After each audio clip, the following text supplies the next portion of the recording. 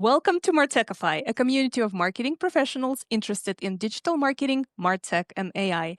I'm your host today, Ekaterina Konovalova, and I'm excited to welcome Jeff Siegel, who is the Director of Marketing, AI Strategy, and Engineering at Cisco. Jeff, welcome. Hi, Trina. Thank you. How are we doing today? Fantastic. And I have so many questions for you. Cisco is a phenomenal, innovative company, and I am excited to learn more about your initiatives. So, can you tell us first about Cisco's approach to AI in marketing? Sure. Yeah, I think we've taken a very thoughtful approach to this. We really realized very early on that we didn't want to treat AI as just another tech wave, another series of cool tools and shiny objects to throw into our marketing tech stack. As cool as it is to go and talk about how you have 180 tools in your portfolio that you have to manage and all this data, the reality is with AI, we view this a lot more as a strategic lever. This is a real inflection point, we think, in go-to-market as a whole. And so we've really tried to approach it as a strategic initiative, something where we're really thinking about not just systems, not just tools, but actual long-term transformation of the go-to-market operating model. So really thinking about how does this act as a catalyst to redesign organizational structure and processes across all of marketing and then across all of go-to-market as a whole. And so you've used that as sort of the foundation for how we've actually gone about approaching AI introduction and adoption inside of our organization. So, can you elaborate more on that? Sure. Yeah. So from that, what we've done is taken a really thoughtful approach to our organizational structure that started with an AI strategy team that I lead that really is focused on what that vision for transformation looks like over multiple years. What are the priorities and key foundations that we need to tackle to actually not just introduce AI technology, but really prepare our organization for large scale change. And really thinking through, we talk about 5 core foundations that we're really focused on to help guide that organizational readiness. One is strategy and governance. So really thinking about how our organization is structured, how we're putting in place the systems to properly introduce AI and guide that change. Another one is talent and culture. Obviously, it's not just about AI upskilling, but creating a culture that is enthusiastic about the opportunities with AI and the opportunities to adapt and evolve in our roles and how we work. We had this great quote from our CEO at one point on, if you don't learn to run with AI, AI will run you over. And so it's a critical investment for us to make sure that our people are equipped and prepared to run with AI and not sort of just stand there trying to do things the same way over and over again. We need to all be leaning into this and evolving. And so that cultural piece is a critical foundation for us. Another interesting one that we've done is really thinking about knowledge management in our organization. AI's lifeblood is data, it's content. It is essentially the distillation of human knowledge made accessible to AI systems. And so that really requires us to evolve how we think about how we document and manage the knowledge that exists inside of our organizations. And so we're just on an early part of this journey of really thinking about how do we structure our content? How do we make data accessible? How do we connect our systems, our processes, everything appropriately so that it's available to AI so we can go build complex systems that enable transformation? We also are investing a lot in the idea around what we call our marketing product lab as another foundation for success in our organization. And that really is thinking about our engineering capabilities and equipping our teams with the tools that are built specifically for Cisco marketing, for our processes, our data, the ways that we work, the ways that we engage with our customers and our partners, rather than kind of in a more traditional marketing sense, relying on that MarTech stack. Everything has to come from a vendor, has to get built, and we try to force fit that all together or adjust our processes to fit a given tool or system. AI is very approachable in terms of how we can develop and deploy it. So we've made a bet on equipping our teams with the capability to deploy our own AI. Obviously, we're not everything. We will still go to market and buy lots and lots of tech. We rely on IT to go build large, complex systems, but we wanted that degree of agility that normally has been hard for marketing to really access. And again, with AI, it is more approachable. So we've really tried to equip that as a core foundation for our organization. And the last one is sort of this broader concept of go-to-market alignment, which I know we're going to talk a bit more about, but really thinking through how we approach AI, not just on an island inside of marketing, but how AI from marketing is a part of an integrated whole around the entire revenue and the customer lifecycle as a whole, and making sure that that's incorporated and ingrained in the foundations of our organizational strategy. Those are our core 5 foundations that we're built around and are really the things that are guiding our strategy and have then turned into sort of how we've structured our organization, how we're establishing our priorities, and the work we're going forward and doing. Great. I do want to talk about go to market and the role of marketing and how it's shifting. But before we do that, can you maybe explain a little bit more about what Cisco does? Sure, yeah. So at Cisco, we're a Fortune 60 company. I like to generally say like we're the company that really builds and powers the internet and make sure that it all works and is secure. If we think about Cisco as a major, entity as a whole, that's really how we do think about our product buckets. We have our core networking infrastructure plays. We're selling products to almost every major enterprise, almost every major hyperscaler and internet service provider. If you're on the internet today, the odds are that you are working through Cisco technology at some point in the chain of communication infrastructure. Um, we sell a lot into all parts of the universe of communications and the network as a whole. But we also invest a lot in security and ensuring that we're securing that network and we're equipping the companies that are relying on those networks for their infrastructure to properly protect all of that information and data flowing through their systems. We give them not only the security tools and the AI to help evaluate that network traffic, but also the observability tools to actually, pay attention to what is happening, how is it working, where are things breaking, where are things looking a little questionable, and then allowing them to very rapidly respond to security threats or broader infrastructure challenges as a whole. So, really, if you try and summarize it, it is that Cisco kind of makes the internet and the ways that we work today. And in the AI era, it's just become far more exciting. Um, you know, that infrastructure scale out, we all hear about it all the time, like just massive, massive investments into data, into infrastructure, into how data transforms and transfers across the network. So a very exciting time to be at Cisco. But ultimately, I think we can boil it down to Cisco kind of powers the network. It powers the internet and the way we connect and communicate and make sure that it's all secure. Perfect. That was very helpful. And when we talk about AI and your team, is it mostly internal processes or you also offer the services to your clients? Yeah, so my team specifically is focused on Cisco marketing, which is really controlling the overall brand and several core parts of our product portfolio. And our job inside of that organization is to enable the adoption of AI within our teams, with our people. We offer some of those capabilities out towards our partners and to other organizations inside of Cisco, but we don't build the tools and capabilities for our customers. Let's go back to go to market and marketing role because you have so much visibility and insight into the leading technologies and AI. I believe you see the shift is happening in the marketing roles and revenue generation. So can you share it with us? Yeah. Um, as I mentioned earlier, it really, as we think about go-to-market alignment, it's a central pillar for our AI strategy. The idea that marketing, sales, customer success, we all have a role to play in the customer's life cycle, in that customer journey, and how revenue is created in the company. And I know that for a long time, it's always been a discussion of how do marketing and sales, how do marketing and CS, how do they all line up and work together? In the era of AI, it really is a catalyst, and I think it behooves us to all think about that broader revenue journey and how we create a significant presence via AI for that entire life cycle, not 3 different AIs, 3 different engines. Our customers have never cared about org structures, never cared about who's in charge of what part of how they engage with us. They want a seamless experience. And with AI, that becomes so much easier and so much more realistic for us because the systems all can connect together. The data really can communicate a lot better. AI can make decisions across that life cycle in a more meaningful way. And so it really does behoove our organization as a marketing team to think about as we're building AI for the portion of customer engagement that we are generally responsible for, are we making sure that that AI can easily integrate into the next step in the life cycle that sales is responsible for, or the work that customer success is doing with our customers? At Cisco, we have lots and lots of customers in all sorts of stages of their life cycle across all sorts of products in our portfolio.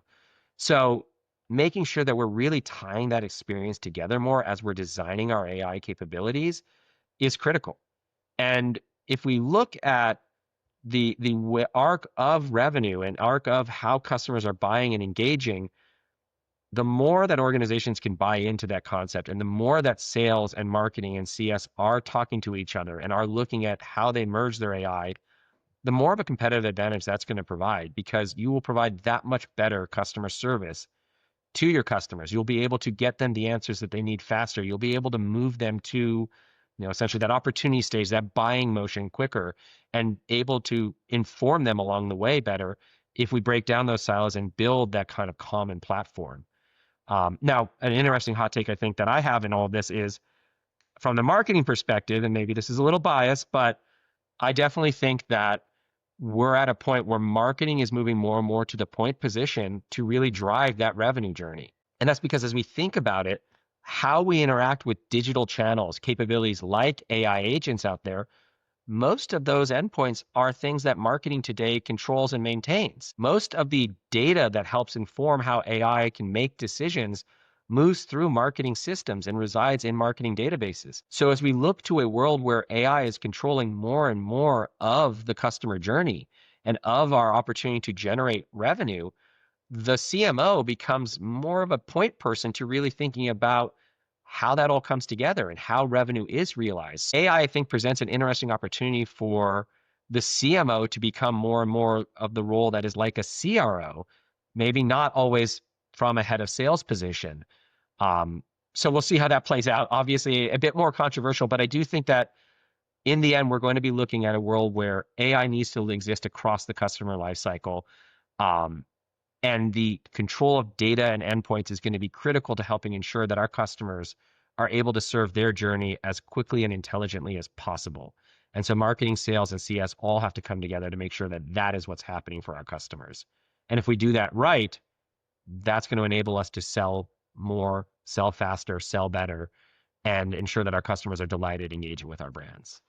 Oh, I love it. So I love Chief Marketing Officer becomes Chief Revenue Officer. So that's one trend.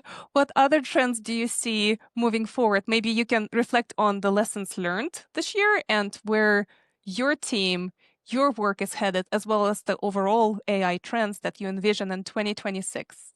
Yeah, I mean, for 2026, I think everybody I've talked to, every organization that I've engaged with, we're all on that journey right now. I think we're all still learning, we're still exploring, we're starting to realize that this is something real. We need to be doing it, and we need to be figuring out how to do it well.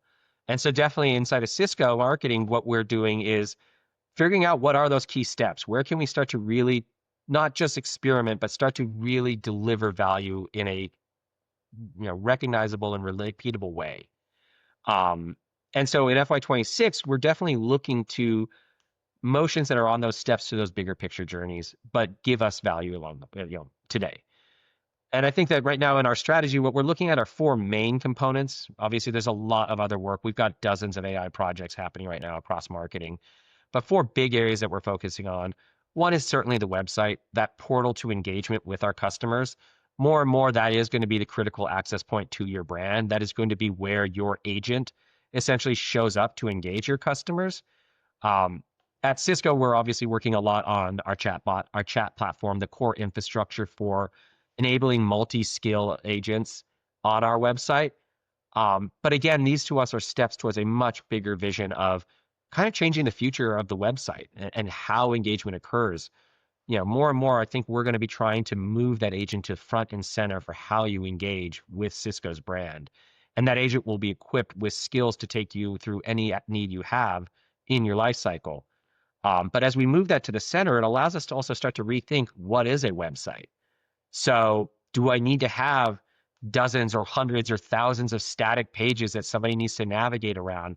Or can we move to a world where the AI is responsive and generating pages specific to your query, specific to your needs and your demands, and all the data and information we have on who you are, what products you use, what your needs are that you're displaying or have engaged with us previously on?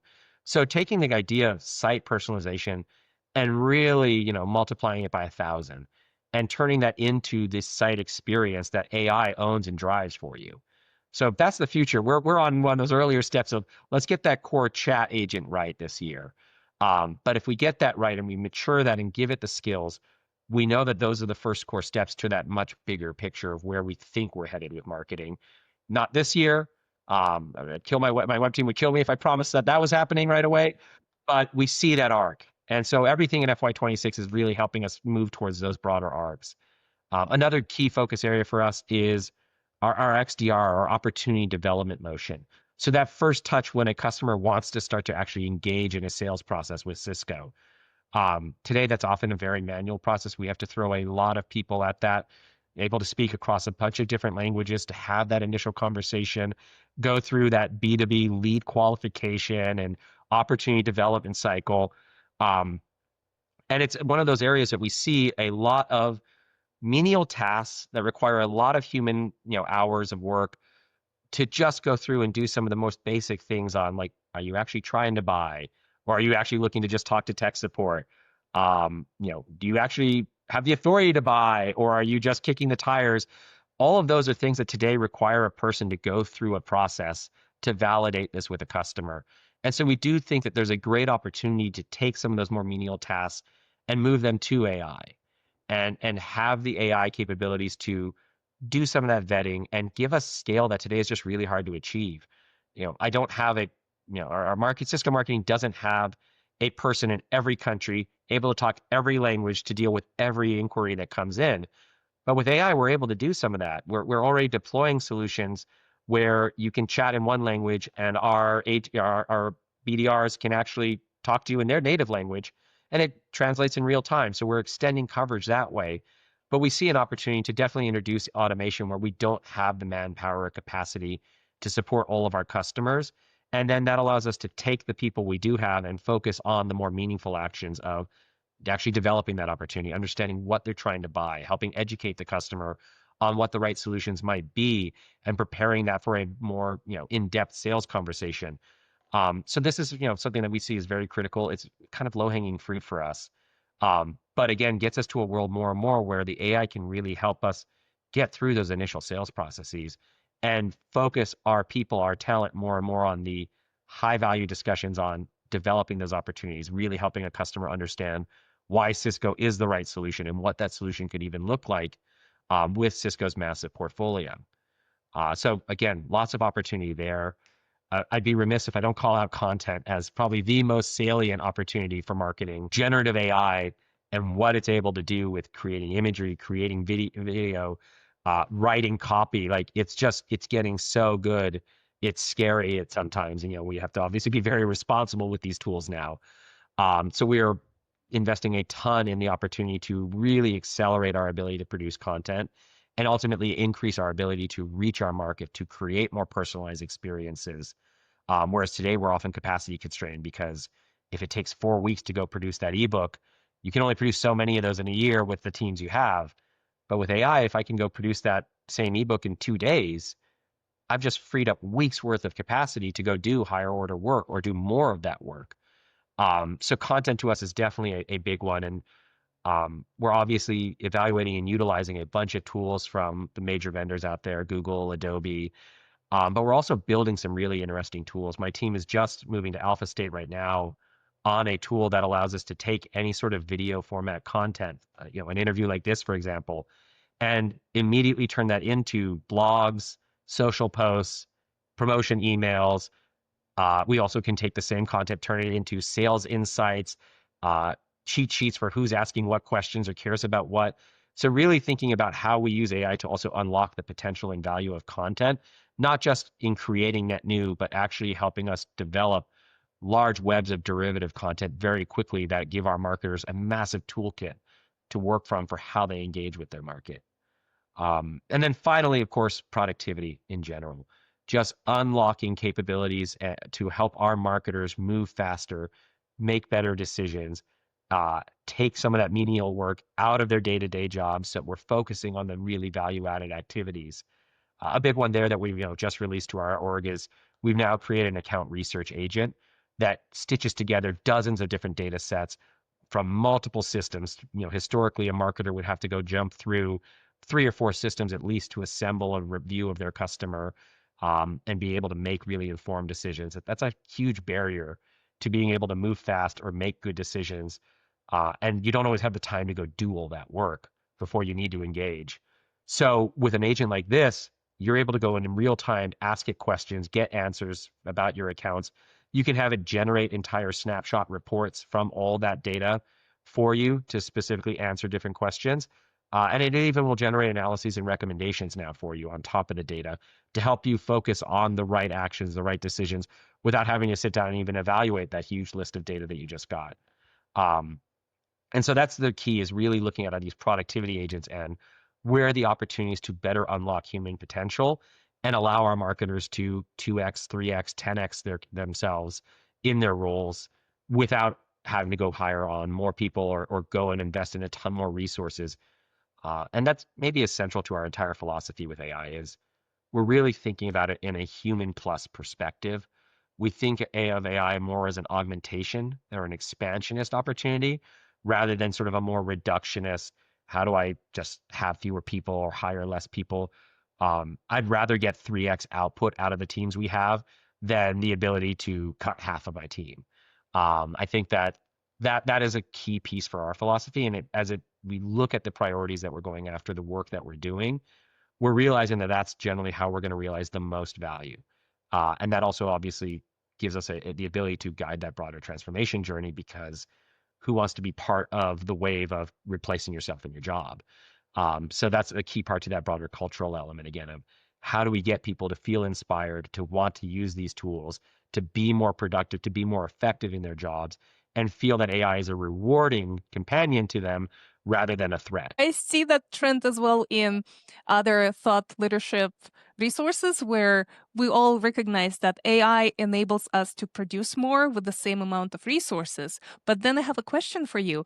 If you produce 10x amount of content or support and resources, and other organizations will follow the lead, how will your prospective or existing customers be able to separate and differentiate all this kind of plethora of information and actually get to your resource, or even have time to read all this enormous amount of case studies and other content that you put out? Yes, and I think that you hit on another key part, which is maybe not as in focus yet this year for us, but we see on the future roadmap, which is really around your campaign delivery systems and your engines for how you create and build journeys. Just because I have 10x the amount of content doesn't mean that I'm going to go put 10x more out there. What it does potentially allow us to do, though, is create 10 different journeys that I can better align to your specific needs. So the content you do consume will still be close to your 1x journey, and maybe 1.5x. We'll give you a little more. But what you're going to get instead is content that's significantly more relevant to you, to your needs, to your interests. Um, and as we think about that ability to create more customized journeys, because we have the fuel for that engine by creating 10x more content, we'll be able to sell better. We will be able to stand out more because it won't be this general middling of the brand or the message. Instead, what we will do is have far more pointed messages and far more pointed propositions that we can give to you that make more sense. If anything, today I feel like a lot of the use of AI to create those broad blast sets of content, you are really selling out your brand because you are losing that avenue of how to be specific. You're creating more noise to get lost in. Now, as other brands do the same thing, I think that that's where we have the whole giant challenge around SEO, SEM. How is your brand found on the web? How is your brand engaged with? That is a very present challenge that I don't think anybody has a full answer to yet. But certainly, one of the key things will be putting out better content that is more relevant to the right users, that is more relevant to the right queries, even that somebody may go put into their chat GPT engine or their buying agent sometime in the future, and making sure that that information is available and is more focused and tailored to the right opportunities and the right discussions. I do think that any brand that goes out there and just starts launching 10x more content into the universe will be doing themselves a great disservice, will be frustrating their customers, and generally muddying the waters for all buyers. So I hope that most of us are far more responsible with these tools and we all get to that point where we are more targeted, we are more relevant. And then it'll be a fight to who's got the better message, who's got the better opportunity, the better product, the better way to position in the market. And we actually had a very interesting discussion around this at a conference I was just attending, where that's going to be where the human's really important. How much you invest in your messaging, how much you invest in your product positioning, your value propositions, how much you invest in your products themselves to differentiate in the market will be critical. And that will be where humans are really valuable and important, because AI isn't going to just be able to come up with new realities or new, they'll help you think about how to talk about it. But ultimately, that's going to be the human value add, is we're going to have to be very thoughtful around how we're going to position, how we're going to create those journeys. And then we can equip the AI to execute on it. But those are going to be areas where, as we free up resources from that executional kind of, hamster wheel, we'll be able to refocus on the things that really matter to helping us connect more deeply with our customers. And frankly, I don't think that that's going to be something that AI is going to be doing for us for quite some time. That is going to be where the human focus needs to move. So, that I think is going to be the critical piece. A lot there to unpack, as always. I think I keep saying that, but um, definitely some interesting opportunities ahead of us as we use AI to really upscale what marketing can do.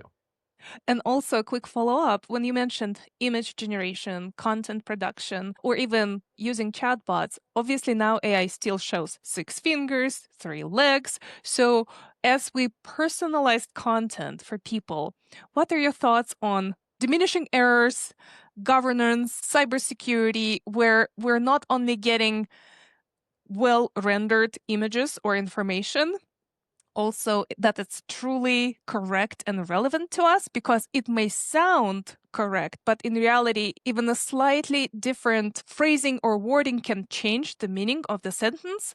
So, what are your thoughts on the trend of avoiding errors and providing actually truly correct and relevant information to customers?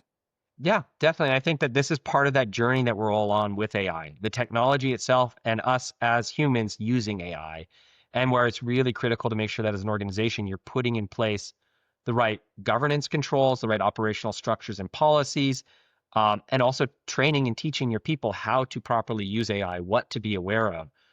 So that's something here at Cisco that we're investing a lot in. We have our marketing AI office that is sort of our vetting for all AI projects to make sure that, first of all, the AI we're putting in place meets our responsibility requirements, aligns to our strategy, is the proper use of our resources to get the right outcomes for the business.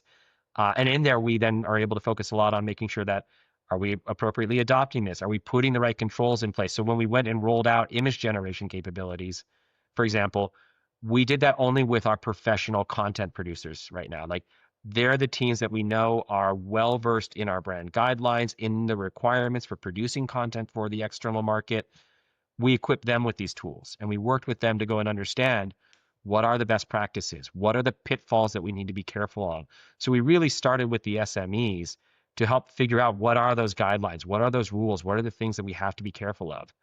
How do we, like, make sure you always are checking and counting the fingers. That is an important piece that you have to, like, make sure we're aware of and train before you give somebody these tools.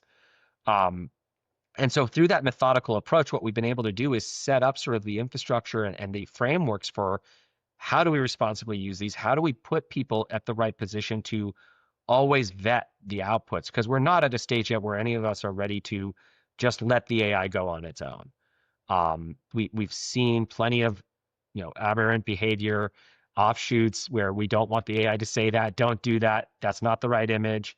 So we always make sure that we're putting a person at the end, a human in the loop. But that human needs to be trained to understand how to use that AI appropriately, what to look for, what those pitfalls are, and then we allow it to go to market. That's where, right now, that's sort of where we are. That said, the technology is getting better and better and better. I've watched now as we started with image generation, we've gone through several iterations now of some of these tools, and it is incredible the quality that can be produced. So it is getting to a point where the AI itself may become technically capable enough where that error rate is very marginal, and you may be able to let it, you might be able to loosen the reins and let it run a little bit more.